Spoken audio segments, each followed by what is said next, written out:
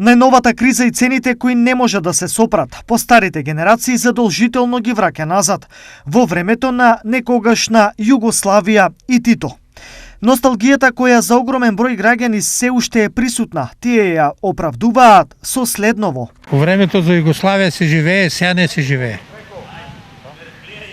Ние одеме на пат од Штип за цела Југославија, од Астибо, немаше проблем. Дека да спиеме сегде. Сега не може да одиш до Скопје. Иако се жени 71-ва, од Скопје дојде у Штип, тишле у Астибо, 72-ра, 77-ма стан земаме.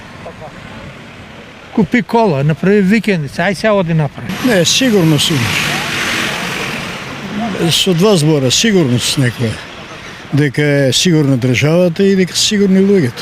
Знаеш дека ќе земеш плата, знаеш колку имаш, толку располагаш, кој може отиде на одмор, кој не може.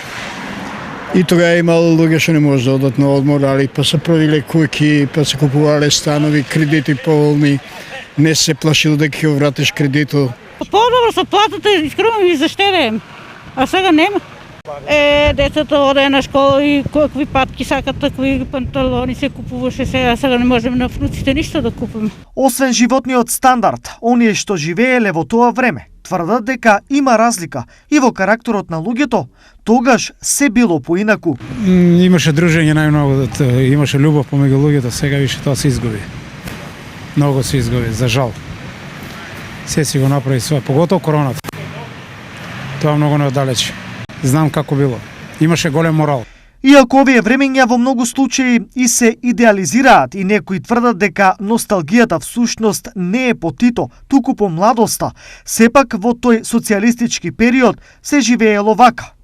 Тогаш, со една плата можеле да си купат 50 килограми месо, 200 литри бензин, нов автомобил со 26 плати, а стан од 60 квадрати со 150 плати. Според анализите пак на списанието Космо од Австрија, доколку Југославија се уште постоеше, државата би имала 21 милиони жители со просечна плата од 1400 евра. Бруто националниот производ би изнесувал 191 милиарда долари, што би ја ставило Југославија на 53-то место во светот во смисла на силата и на големината на економијата.